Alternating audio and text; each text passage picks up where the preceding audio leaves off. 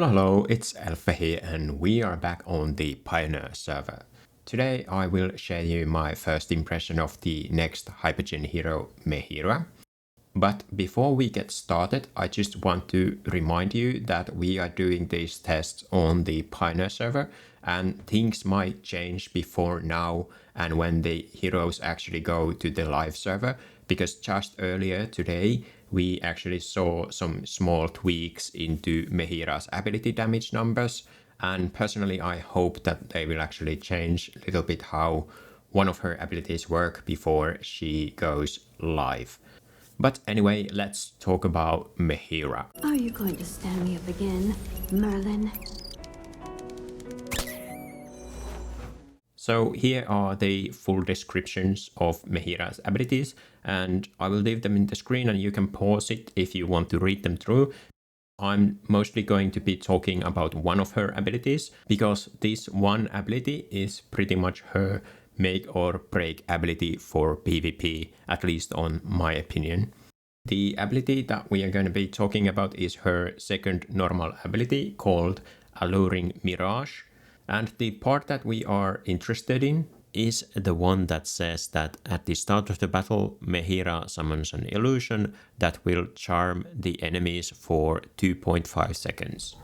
Okay, so what does this actually mean? When you place Mehira on the battlefield, like you see here, you will see this icon at the other side of the map, and that is where Mehira will spawn an illusion when the battle starts. And when the illusion is spawned, all of the enemies are charmed and they will start walking towards the illusion's location, and this charm effect will last for 2.5 seconds. And I guess at this point we can quickly mention her Supreme Plus ability. The description says that while enemies are being charmed by any of her abilities, they will take 15% more damage. So this includes both during the Alluring Mirage ability that we're talking about right now, and also during her ultimate ability. Okay, so now that we understand how this ability works, why is it so important part of her kit? Well, maybe we can answer this question by asking, have you ever heard about two-hero combination of Eironn and Ulmus? So if you don't know, Eironn and Ulmus used to be like one of the best core components of PvP teams early on in the AFK journey, and they can still be powerful even today. You definitely see Eironn and Ulmus being used on the Supreme Arena side of things. And this is because if the enemy team is not prepared for the Eironn and Ulmus combination, the Eironn and Ulmus team can potentially burst down the enemy team without them actually being able to do anything during the fight, or at least kill most of the enemy team, and then it's just like 5 versus 2 fight, and usually you are able to win the fight afterwards.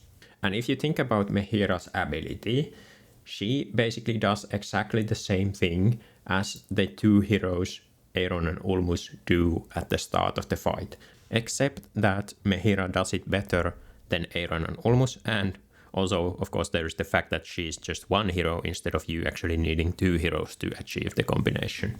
So with Eironn and Ulmus, because part of the kit is Eironn's ultimate, there are some ways that you can play around it. So for example, you can play heroes like Lily May, who can interrupt the Eironn's ultimate, and that means that the combination doesn't work. Or you can play heroes like Dunninger, who completely prevents the use of ultimate abilities. So that means that the Eironn and Ulmus doesn't work in that situation. Also, Eironn's ultimate has a range of 2 tiles around the center of the ultimate, so this means that in some maps you can mitigate some of the effect of the ultimate by splitting your heroes into 2 groups, so that way only one of the groups will be hit by the Eironn's ultimate, and you can even manipulate with the placement which group is hit, so that you can protect like one of your key heroes by moving it to the other side of the map and then grouping up all of your other heroes to the other side. That means that the Eironn will always target the area which has most enemies. But both of these things are not true with Mehira's ability, because Mehira's ability is not ultimate ability, so it cannot be prevented with something like Lily May or Dunninger. and it doesn't have skill range. So even though you see this kind of like heart shape indicator at the other side of the map, the actual ability hits the whole map, so there is no way to prevent it from hitting your heroes by placing them in a certain way. So as a result of the things that I just mentioned, there are kind of like only two things that you can actually do against this. So one of the things is that you can just accept that your team will be hit and they will be charmed for 2.5 seconds. So this means that you have to build a team that is able to survive the burst damage that is coming during the 2.5 seconds. And the thing about this is that I'm not sure how realistic this is because of the amount of damage that teams can do during like short time frame. So then the second thing that you can do to combat this Mehira's ability is to play artifacts and heroes that either have crowd control protection in their kit or are able to give crowd control protection to your other heroes.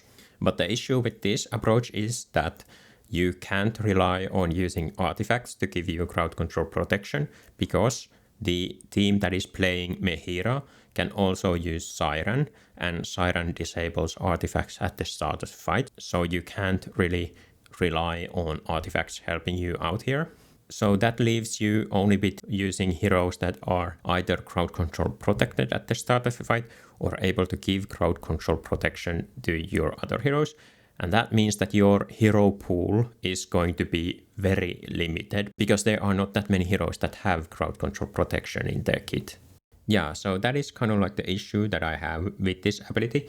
And the other reason why I'm only focusing on this ability is that her other abilities provide her some like survivability, yes, and she can do some damage with the other abilities, but it's not really that impactful in terms of how the fight actually goes. Her ultimate ability can technically be powerful. It basically has a similar effect to what the Alluring Mirage has, but because she starts with 0 energy, it means that it will take her a really long time to actually be able to cast her ultimate. So usually the fight is going to be over before she's even able to cast her ultimate, so it doesn't really matter that much in my opinion. And this also means that if the enemy team is actually built in such a way that they are very well protected from the crowd control effect, in those kind of fights, it can feel that Mehira doesn't really do that much during the fight.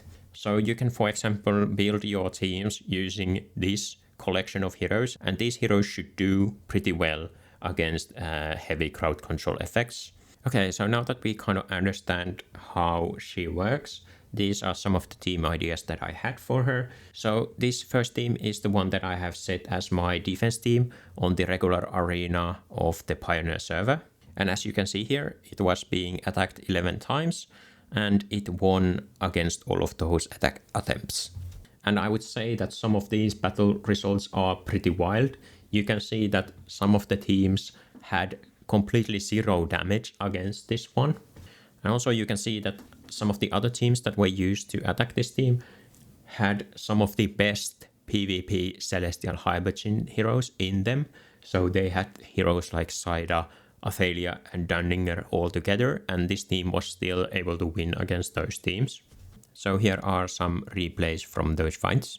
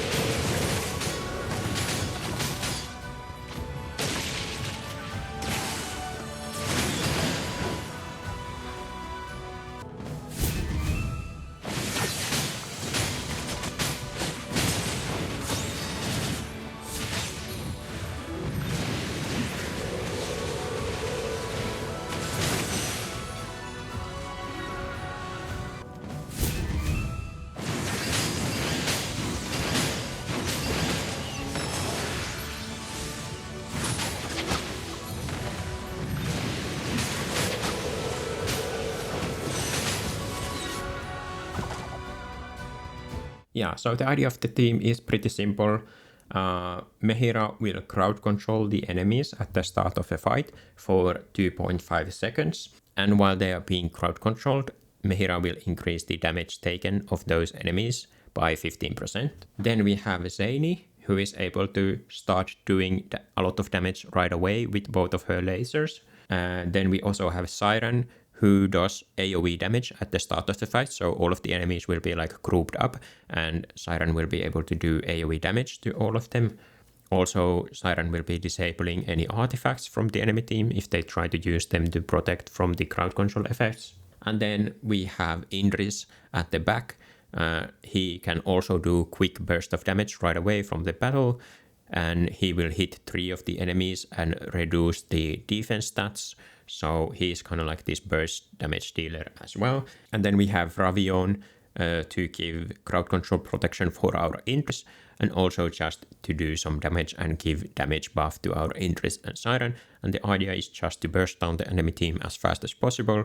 And then if there is like 1 or 2 survivors after the initial crowd control effect from Mehira, then hopefully this team is able to finish them off. So here are some other team combinations that could work with her, just kind of like throwing around some ideas, but a lot of them basically have the same combination of Mehira plus Siren, and then some like quick damage dealers like Athalia or Indris, for example. She can also work with Perseus and Sandrock team, because let's say that she starts the battle by crowd controlling all of the enemies, and that gives you Perseus and Sandrock enough time to reach the enemy team and burst down the enemy team while they are being crowd controlled.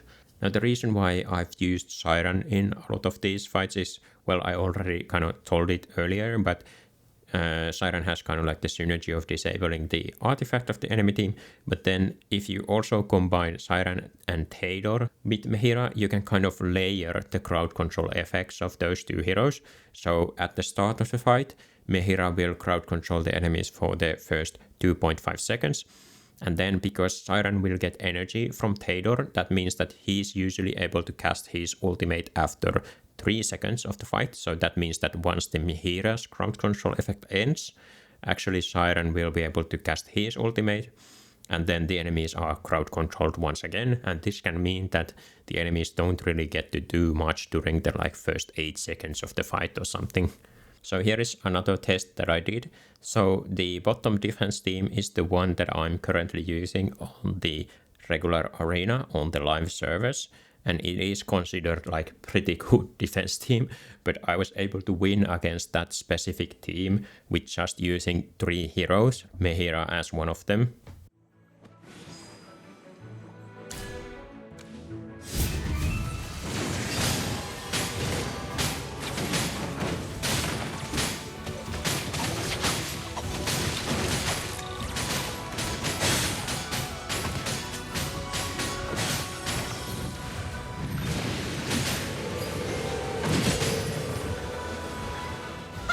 Now, one thing I'll say is that it is maybe possible that if I would alter the placement of the bottom defense team, maybe it would not be possible to win with just 3 heroes. The issue here is that there are heroes that like Bonnie and Satrana who are being used in the current meta, and they need protection from burst damage at the start of the fight. And one of the big reasons why these Satrana Bonnie teams are kind of like reliant on the Dunlinger being there is exactly to prevent the Eironn Ulmus crowd control effect from happening and killing them at the start of the fight. But with Mehira, you can't really do anything about it. So these are, like I said, some of the heroes that can work pretty well against Mehira. So if you're building your defense using these heroes, then you should be pretty fine. Or if you are using these heroes to attack Mehira teams. Here are also a couple examples of how you can win against Mehira teams. So this Perseus defense team was using Mehira as part of the team, and I was able to win using these 2 team examples. Let's turn the battlefield into a cemetery!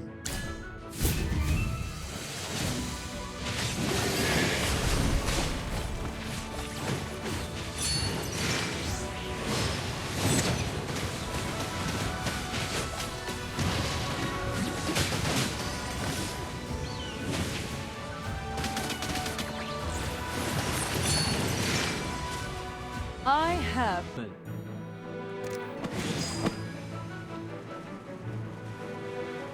Forever at your service. I suppose even I have to work.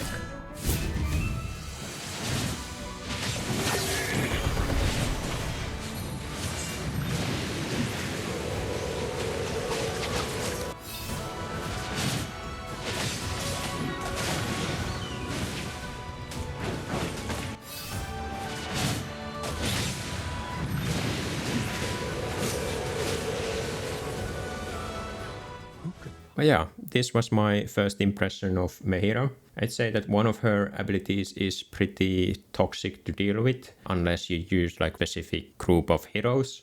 But then on the other hand, if you do use that group of heroes, she kind of feels underwhelming. So at the end of this video, I will talk a little bit more about some of the special interactions that the Alluring Mirage ability causes. But if you're not interested to hear me yap about the more technical side of her abilities, then this is probably where the video ends for you. Thank you for watching, and I'll see you next time. Bye!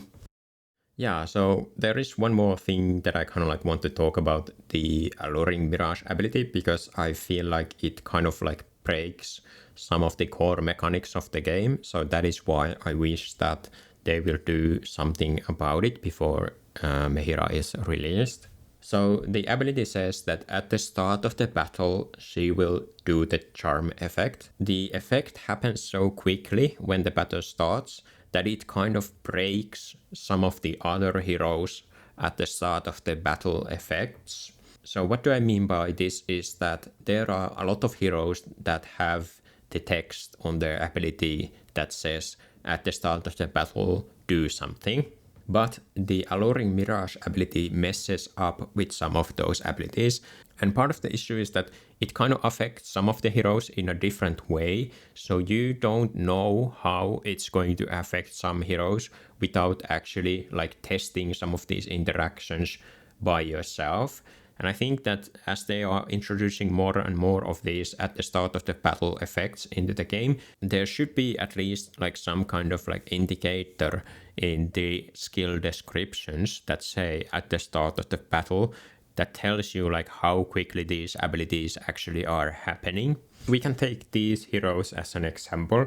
So all of these heroes have something that happens at the start of the fight. So if we start with Eironn, Brian, and Niru, they all have ultimate ability that happens at the start of the fight. And these all work with Mehira. So for example, if the enemy team has Mehira and you use Eironn, your Eironn is able to cast their ultimate before they are being charmed by Mehira. So then we have this second group of heroes, Ludovic, Dunninger, and Kulu. And they also have abilities that happen at the start of the fight. And all of these abilities work just fine with Mehira in the play.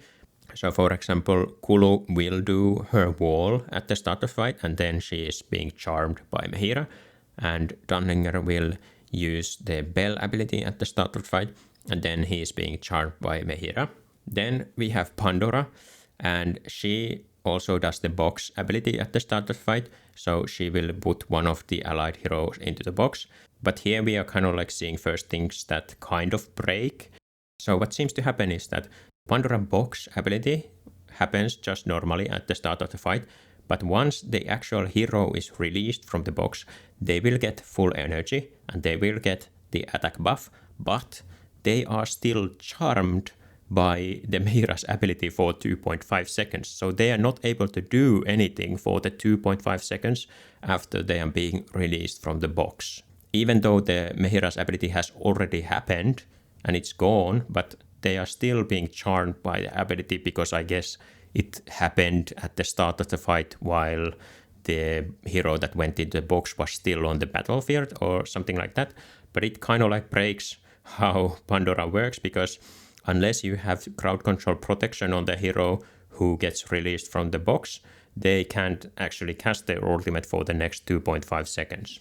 Then we have this group of heroes that also have things that happen at the start of the fight, but they are kind of like broken in a sense. That Bonnie, for example, she can't cast the aging debuff before she's being charmed by the Mehira. So that means that she will be charmed for the 2.5 seconds at the start of the fight, and after that time she can cast the aging debuff. Same is true for Laika, for example. She's supposed to give energy to your allied heroes and attack speed buff at the start of the fight, but she actually will be charmed by Mehira, and then after 2.5 seconds she can give the buff, I guess. I actually didn't check if she gives it afterwards. Then we have Sandrock.